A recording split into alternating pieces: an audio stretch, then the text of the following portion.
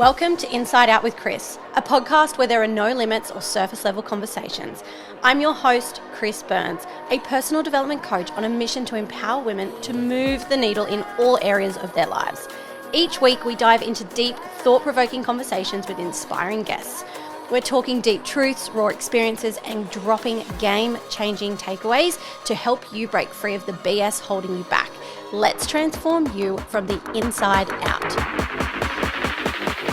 Hello and welcome back to Inside Out. I am so excited today to share with you our next guest. Now, this episode was recorded a little while ago and it was recorded at my International Women's Day event.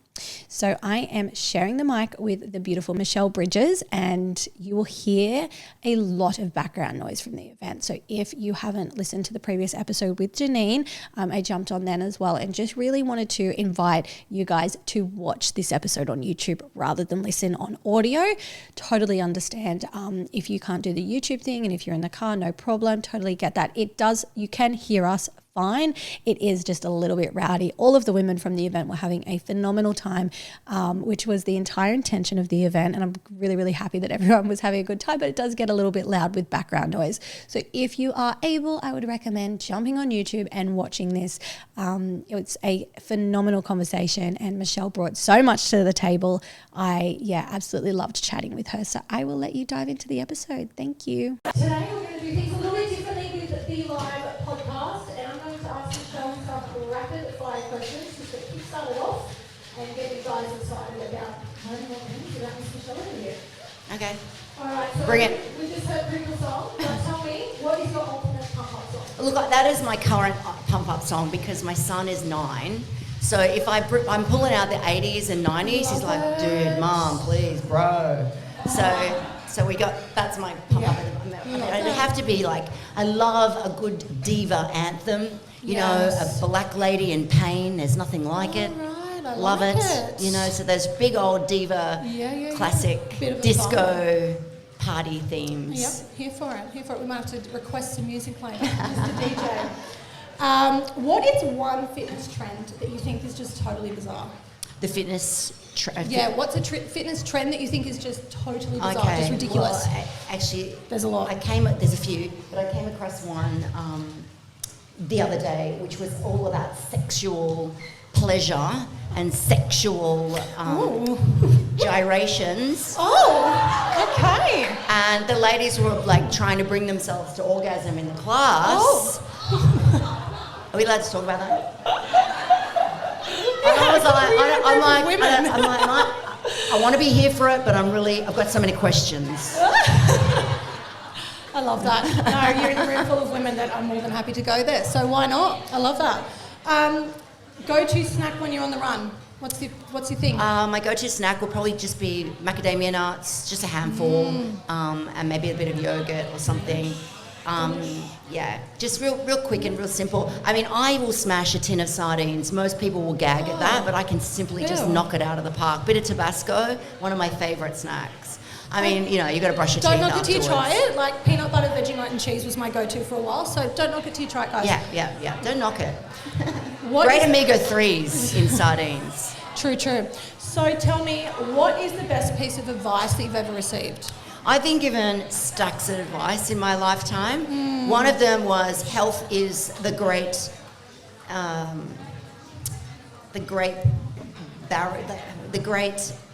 biggest factor you'll ever have in your life. It's like the great dominator, I suppose. It doesn't matter how wealthy, successful, famous, materialist, all your material goods and all of that you have, and without your health, it's nothing. And then in business, I've been, given advice around being present, and really listening, and not waiting to get your piece in, but actually sitting back and also going back and having another bite of the cherry. Like even if it falls, so many things I've done in my life has just fallen over, but I've always gone back and had another go. And often you can get it up off the ground. Yeah, I read something recently that was like a quote that said, if you knew that you were going to fail for the next 30 times, but then at the 31 you won it all, would you be happy to fail? And you would, right? And of course. It's hard, and I give myself a moment to have my temper tantrum and 24-hour meltdown that it didn't work.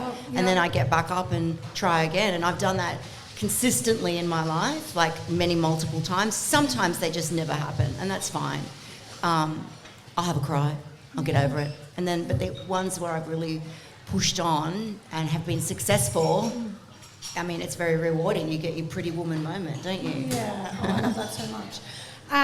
What's your guilty pleasure TV show? My guilty pleasure?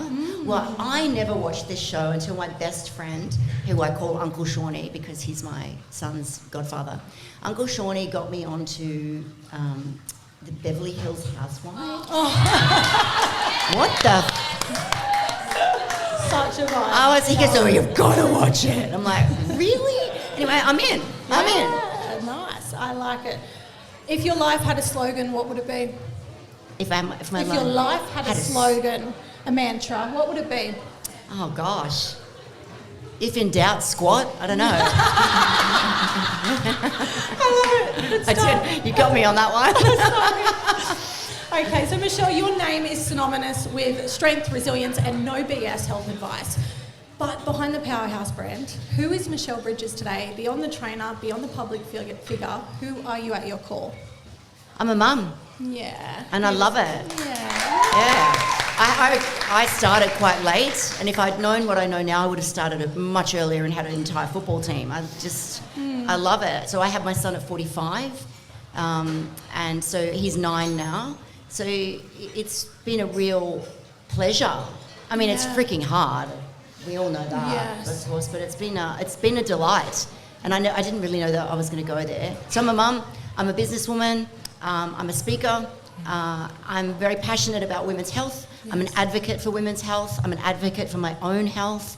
And I'm really passionate right now about, well, where I'm at as far as my age and what's going on for women in perimenopause and menopause, which I know we'll talk about. Yeah. But it's a very, very important conversation, and it's one that absolutely has to be had. So I guess that's my passions.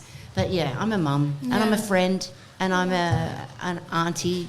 You're just a girl. Just a girl. I love Standing it. here. Beautiful. I wondered if you'd think that. Okay, great. So we're going to explore more on women's health very shortly. Yes. But I do have a couple of other questions before we go that way. Fitness has always been your foundation, but life changes, and so does our relationship with our bodies. What is one belief that you had early in your career that you've completely flipped on its head now? I've flipped it on its head. It would have to be menopause. Like, I actually thought that I knew what it was and what was going on. I was freaking clueless. Yes. I didn't know a thing. I thought, like most, it's something that happens when you're about 55 plus. You put on a bit of weight. You have this happening all the time, and you might be a bit moody. That was all I knew. And far out, that's nothing. That is it's like an iceberg. I've spent the last 3 years researching it, and so I feel very well versed in the conversation. So for me, as a fitness trainer, having been one since I was 14, if I'd known more about that, I would have been able to help my ladies better. I was not a great trainer in that regard to some of the clients that I worked with. Yeah. I love that you can be vulnerable with that and open about that. I think that's so important because I'm someone that refuses to apologise for changing my mind at any point. I just think that we should all be able to learn and unlearn certain things, and I think it's really powerful for other women to know and give themselves permission that you can change your mind and you can learn something else and then now believe something else, and that's the new standard in your life, right? Absolutely. So that's been something that I've become very passionate about because it's actually very important for anybody that's over 30, really. Yeah. Great. So it's not actually just for people in their 50s and beyond. And that's the message that I want to have. That's the microphone I want to have to women in their 30s, even in their 20s. But it's just something that we've never been taught. Yeah. Well, let's go into it. Is there a personal holy shit moment that made you realise that this was something that you really needed to talk about? Fuck yeah. Sorry. Can you share that moment with us? I absolutely had a holy shit moment. Do you want me to tell you how kind of... Yeah. Let's go there. So I moved down south to a property that I had in the Southern Highlands, about 2.5 hours out of Sydney. And it was during COVID, and I thought I was doing the right thing. I just had a relationship fall over, so I just wanted to get out of town, and COVID seemed like a really good reason. So I went down there. I was in my late 40s, and I had a 4-year-old son, and we lived on a property that was very distant from neighbours, 5 minutes drive to my neighbour, to 30 minutes drive into town. And it was great, like it was fantastic. But I was perimenopausal and I didn't know it. And, you know, I've spoken to many specialists now that have said, geez, if I was your doctor at that point, I would have sort of suggested that's not a great idea at that age, being perimenopausal, to go and isolate yourself even more. And I realised that pretty quick. So I found myself at night just waking up hot. I've never really had a hot flash. I know what they are and how they work, and they're terribly debilitating. But I was waking up hot, and it was waking me up, and then I was awake. And then I was also waking up to the sound. Do you remember the old internet dial-up sound? Oh, yeah. I was waking up to that ringing in my ears. Wow. Tinnitus as a symptom. So I was like, what the hell is going on? And then I also had a hip that was knocking it out of the park as far as pain. Like it was a 12 out of 10 pain, and keeping me awake as well. So needless to say, my sleep was through the toilet, and these other symptoms were a bit whack. And then I was finding myself during the day, obviously being wiped out, just not feeling life, not feeling the joy. And also a little bit of anxiety, which I'd never felt before. But these were all very easily explained away. Hey, you're not sleeping. Hey, it's COVID. Hey, you've got a 4-year-old and you're trying to, parent him. And so the thing is that these symptoms are quite easy to brush to the side. Anyway, I found myself a new GP down there, and I went in to see her, and I said, can't put my finger on it, but it's just something's not quite right. So we did my bloods, and everything came back normal, except 2 things. One, my bad cholesterol had risen. I've never changed my diet in my life. That had risen, and I was vitamin D deficient, like through the floor. And I was like, that's so weird. So she said, look, it's fine. We'll just keep an eye on your cholesterol, because your really good cholesterol is stratospheric. What the hell are you eating? And the vitamin D, take a supplement, get more in the sun, and we're good. Now, I know now that those 2 markers are hallmarkers for perimenopause. And so I ended up going back to her because I still didn't feel quite myself.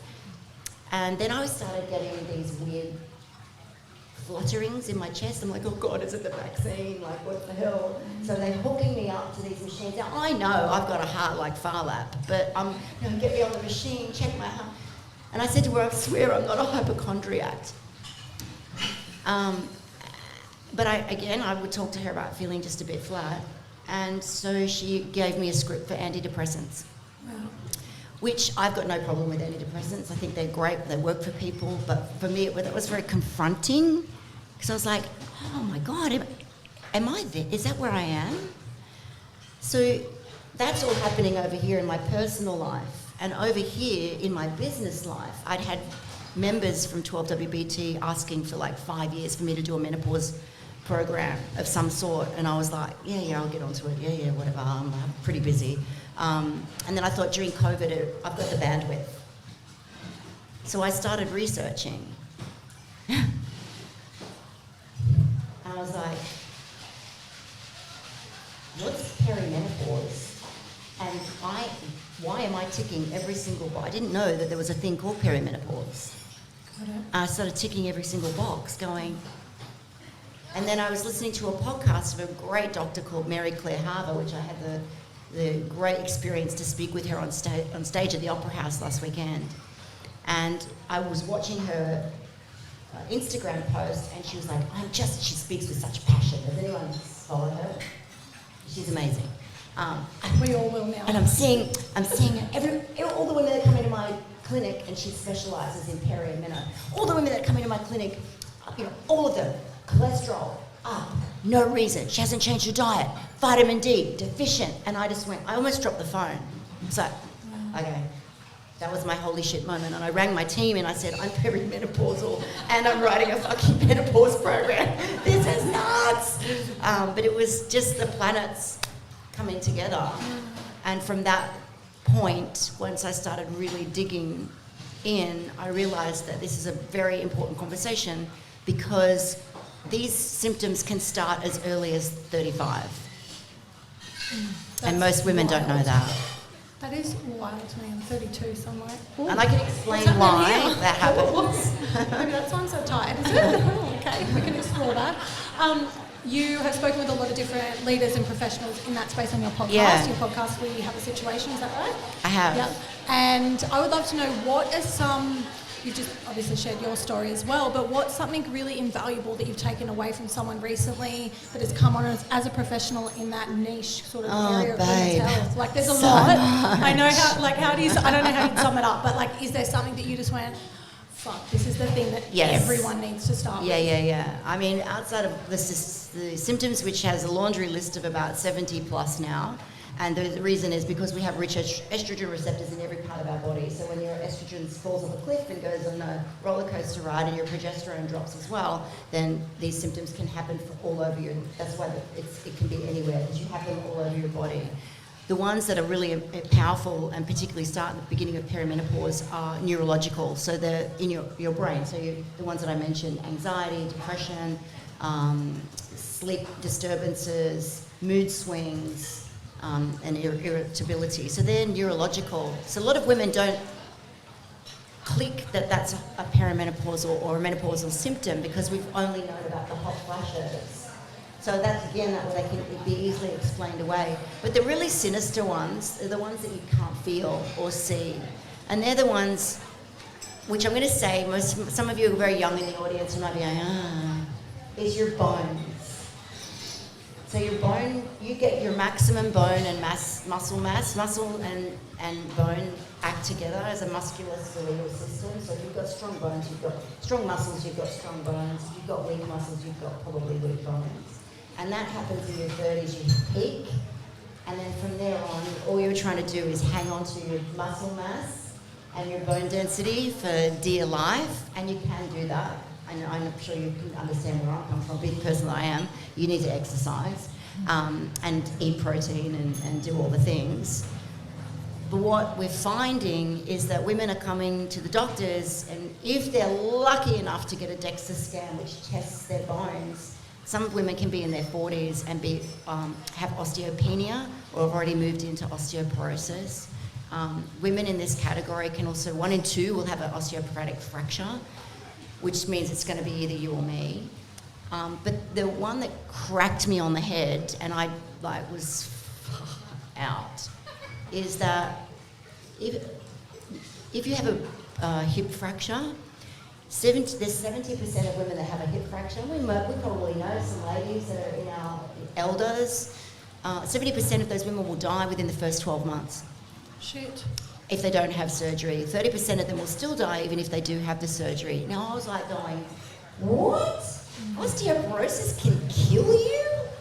Yeah. And it really can, and that's the result. So it's almost like a sliding doors moment when you're getting into your, I'm going to say kind of your 40s.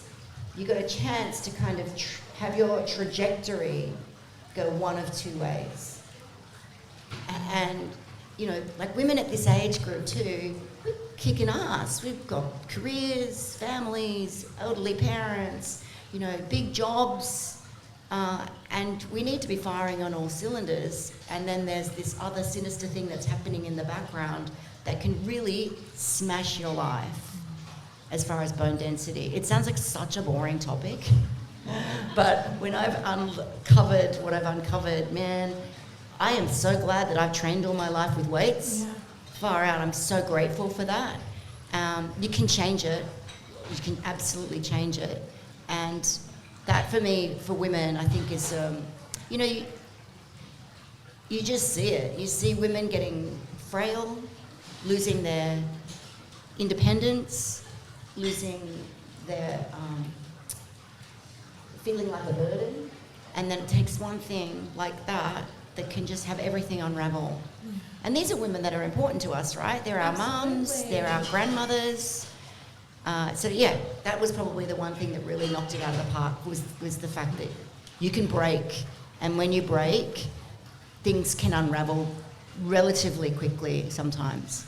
That is wild to know. Right. And once you know, you can't unknow it. So for the people around my age, 32 mark, it's like, You start oh, now. You start Yeah. now. Okay. And you are building yourself to have a much better outcome than potentially it is. So I'm not just banging the drum of exercise and good nutrition. This is actually could be life-changing or life-altering. And when you're in your 50s, you're going to be potentially have a significant other, potentially have children, people who are important in your life. The last thing you want to do is not be around. Absolutely. I could not agree more with that. Thank you for sharing that. That's so much insight. And I feel like anyone in this room, you need to go and listen to Michelle's podcast because she has so much value on there at the moment surrounding women's health and surrounding this topic. I'm going to go and do some more episodes. The other thing too with that is if you train with weights, do some jump training. So anything that has impact is great. It's a great way to strengthen your bones. Weights as well. And they're also saying interval sprints, anywhere where you're getting your heart rate up really high and then having a moment. Is there something you would suggest for women that potentially can't do those sort of plyo movements? Sure. There's outside of that? Some women can't do jumping because they'll wet themselves. Yes, that's Totally where I was get going it. with that. I'm like, for the women that have had babies in the Totally room, get it. how can they also strengthen the bones? But what you can do and what will improve that situation is weight training and core training. And things like Pilates can help with that as well. So you can actually relieve that. But certainly weight training is powerfully important. But the thing about that is not just about the trajectory that you can put yourself on. You're going to be getting the benefits right now. Yeah. So you're going to be looking like a hot tomato. But for good reason. Yes. For really good reason. I love that so much. If you could rewrite the conversation around menopause from scratch, no shame, no taboos, what would that look like? And what's your call to action for women who are still stuck in the dark about this? So when I first toyed with the idea of doing the menopause method, I actually sat down and thought to myself, do I really want to be the menopause girl? Because I was buying into it. Because the patriarchy, media, ageism, will it affect my career? Because I'm meant to be Miss Fitness. Mm-hmm. And then I was like, I gave myself a moment, and then I gave myself a swift uppercut because I thought, Michelle, you're your career on empowering women. If you don't speak, you'll buy into it. You're buying into the BS. So you must speak. So that was majorly important. That I was like, okay, light bulb moment, get out there and get moving and do it. If I could rewrite, I think the shame and the taboo needs to hit the curb because this is a natural process. It's just like adolescence, except in reverse. It's totally natural. It's something that's going to happen. Like menopause and perimenopause is inevitable, but pain and suffering isn't. Yeah. So you get on the bandwagon of being your own CEO of your own health life and your own health span. And if we don't know this information, if we're not talking about this information, then like the generations that have come before us, our moms and our nans, it continues. You told me something on our call last week when we caught up about the eggs in the womb. Can you share that with the room? Oh, yeah. 'Cause that was really powerful. Yeah, well, it's a really, I'm doing a book. It's actually my 18th. I swore I'd never do another one, but here we go. And I said, no. In the book, I want the full time span. I want the whole time span from in utero right through to postmenopausal. And they're like, okay. And I said, I want it in a diagram. And I want to show women how it works because when we're born, let's go back. When we're in utero, so you're now in your mother's womb. You are given all of your eggs right then and there. They're all in there. There's about 1 million. And so as soon as you are born, you have them and they're dormant until you hit puberty and then they start releasing every cycle. So by the time you get to 30, you're sitting at around about 10%. By the time you get to the age that I had Axel, you're sitting about 2, which is... But back to the utero, you're in your mother's womb with all of your eggs. Remember that your mother was once in her mother's womb. And she was given all her eggs. And guess what? You were one of them. So there was one point in life where your grandmother had a baby in utero and you were in there too. How cool is that? So cool. I love that. It's so cool because, and that's the effect that we can all have on the generations that come after us. Love that. Thank you so much for sharing that. We've talked about transformation, growth, and rewriting the menopause conversation, but what is next for you? What's lighting you up right now? Okay, so well, I mentioned it. It's in the vault between all of us. No I'm one doing tell a book. anyone. Trying to get that done as quickly as possible. And I'm launching a new program called the Perimenopause program, which kicks off, we launch on Monday. Amazing. Well, congratulations. Yay! Go me!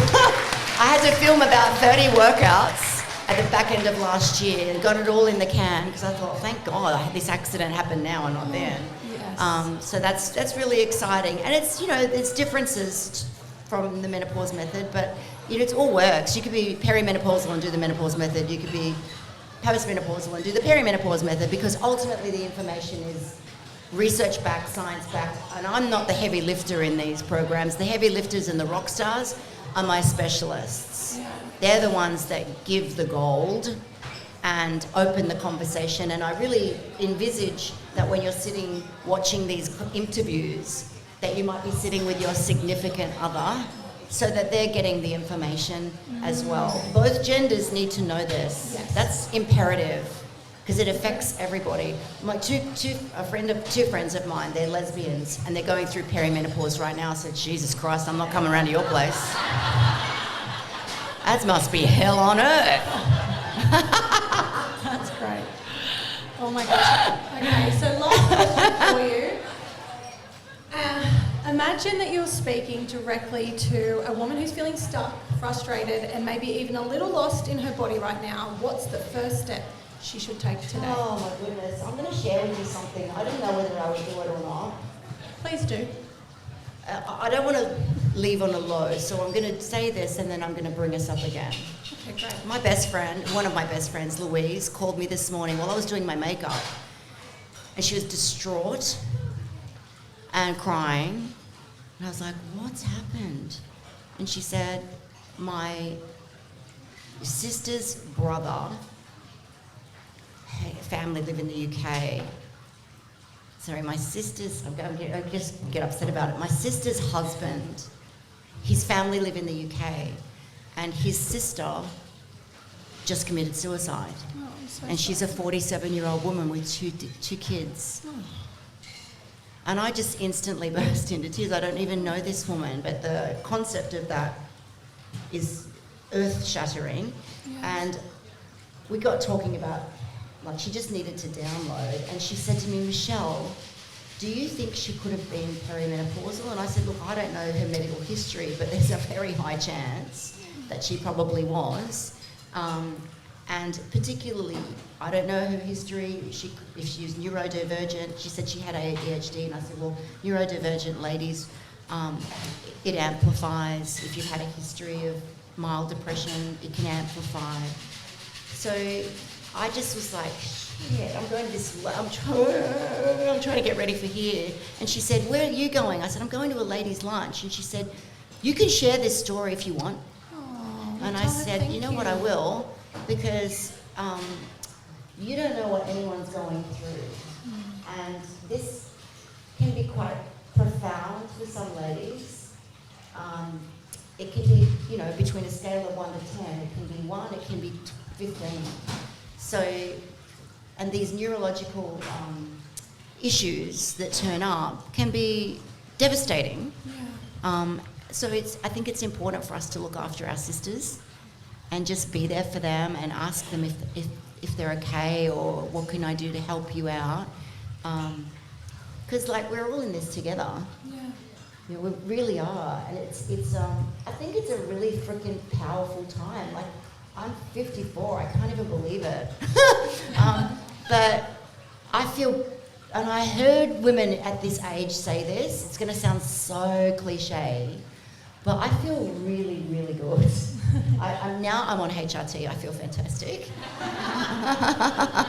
I finally did bite the bullet, and I was always one of those ladies that wasn't going to do it because I thought it caused breast cancer. Now that's all been walked back. That's all been walked back. Completely and utterly debunked. 2002, World Health Initiative, $1 billion spent, this whole thing went rogue. They were doing it all on the wrong age bracket. These scientists broke away, said we're going to talk the media. They hadn't even finished the medical report, which is taboo. And it just broke big news because back in 2002, that would be what you'd classify as clickbait. So that was one of the biggest microphones, but that same size microphone has not been given to now the fact that it does not. And I'm not suggesting it does not cause breast cancer. I'm not suggesting that HRT is for every woman, although I do personally think it should be for most, if I'm honest.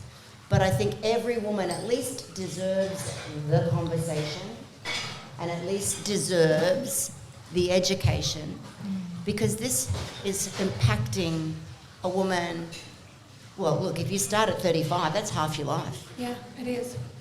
Yeah. Jesus. Like if you start at the normal time frame, which is like early to mid 40s, it's still a third of your life. And this is half the population. Yeah.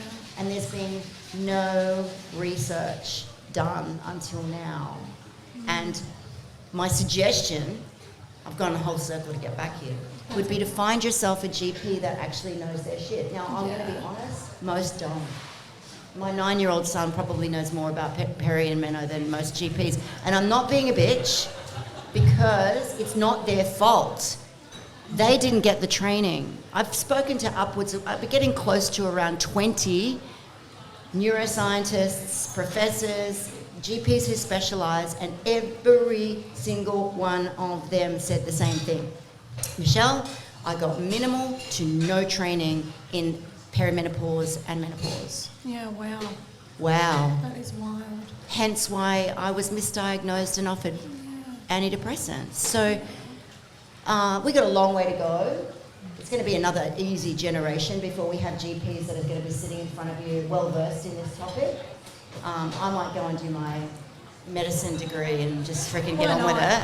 It's only 6 years. I can handle that. But be your own health advocate and ask questions. Find someone if you can. You can do telehealth, which is great, and ask questions and keep asking and talk to each other. Talk to your mom, and get intuitive. No one knows your body like you do. No one will ever know your body like you do. Amazing. Thank you so much. I would love to invite anyone in the audience who has a question for Michelle. We're going to do about 5-10 minutes. If anyone would like to ask her anything, she is all ears. So have a little think, a quick moment. Don't be shy. If anyone would like to ask Michelle I'm still something, single. I am considering becoming a lesbian. It may happen. So ladies, very good. see you on the dance floor.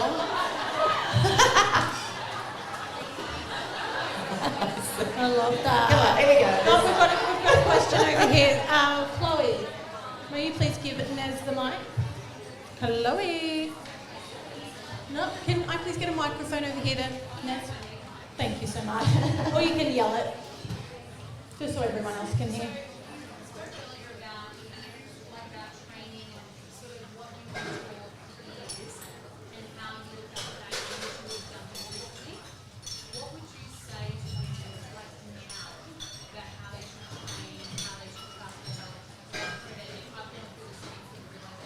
Okay, great question. So the question was about, like, what sort of training would you be prescribing a woman that's even, like, as early as 20? I'd be saying hit the weights. Like, one of the big myths in training is, I'm going to get big. No, you won't, darling. It's not that easy. If it was, we'd all be, you know. So definitely weight training of some description, 3 times a week, maybe 4, if I got my wish. Any sort of cardiovascular training would be best served in some form of jump training, so maybe running, if that's your thing, if you can, maybe you can't, skipping, anything that's causing a little bit of, jarring. I know that sounds bad, but it's actually very good. I've been told by one of the world's best orthopedic surgeons. And then the next thing that they're now speaking about is sprint training or HIIT training. So high intensity, spike your heart rate and bring it down. Spike your heart rate and bring it down. Those are the three things that are right now in research land, the perfect combination. Great, thank you. Amazing. Does anyone else have any question? And it's an investment like nothing else. It's better than superannuation. Yeah, we've got one over here. Got one over here. I'm running. Be a sprint champion over here. Get your sprint training. Coming through. Thank you. Who have we got? All right. Sorry, ladies. I didn't mean to hurt the ponytail. Here we are. Jesus. Okay. Moment of truth. Here we go. How do you get up really early in the morning and train when that's the only time in your day that you can? Like, how do you not procrastinate at night Right. to get up early in the morning when you know that's the best thing for you to get up? Your kids are asleep, your husband's asleep, of course he is. How do you get up and seize the day when you want to do all the things at night? Great question. Well, look, I have a thing in my 12-week body transformation. It's called a JFDI. So does anyone want to have a stab at what that is? Well, it depends on how badly you need to do it. It could be just flipping do it. It could be just freaking do it if you need to do it a bit more. Or just fucking do it if you really need to do it. I hate putting my clothes away. I'd rather have a pap smear than put my clothes away. But I just do the JFDI card, Michelle. Let's just do it. Get yourself We've organised. got another one over here. Hold up, just 1 second. One of my favourite things to do just to answer that question and adding a little bit is put your phone alarm outside your bedroom as far away as possible and your clothes are ready to go, or go to sleep in your gym clothes. Like, Just get yourself organised. Get all your bits in order. I know a few ladies that sleep in their gym gear. That's a lot. I've got questions. Hey, Vaginal area worrying. I don't, but some people might need that little push for a while. Love it. Next question. Go, girl.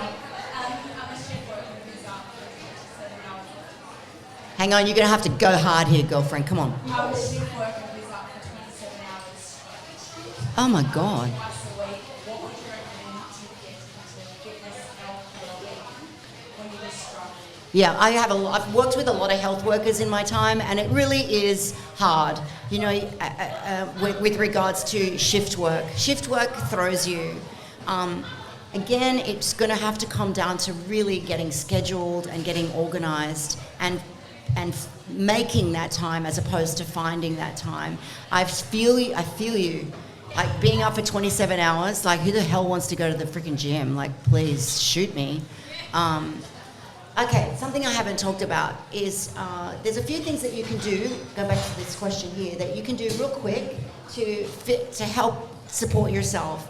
It's a holistic approach. Every time I've spoken to any specialist about freaking anything really, anything, cancer, brain tumours, depression, they always come back to a few things. Here they are. 1, exercise and exercise regularly. 2, lifestyle choices. Making clear lifestyle choices. Have a think about what's important to you, where your priorities are, and know that what you say no to is as important as what you say yes to. 3, sleep. Sleep is the golden child in this. If you're not getting your sleep, we got problems. So you protect that like it's liquid gold.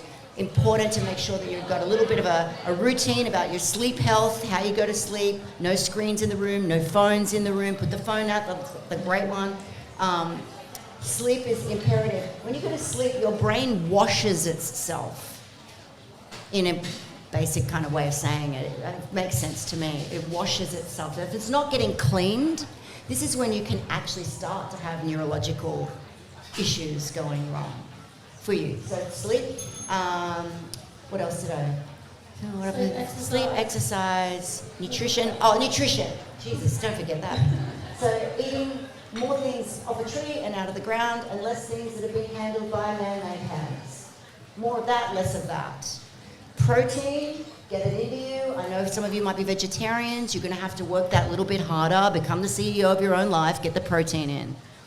If you really want to go hard, you can get some creatine I know, it's for bodybuilders. Like back when I was bodybuilding, I never thought I'd be taking this shit again, but I'm taking it now. I'm in the health food store with all the bros, getting my protein powder and my creatine, because that's helping me keep my muscle. Yeah. Muscle is everything. So those things, they're all pretty doable, really. Don't overwhelm yourself. Just start small with one thing and then build. Amazing. Michelle, thank you so much for You're joining welcome. us.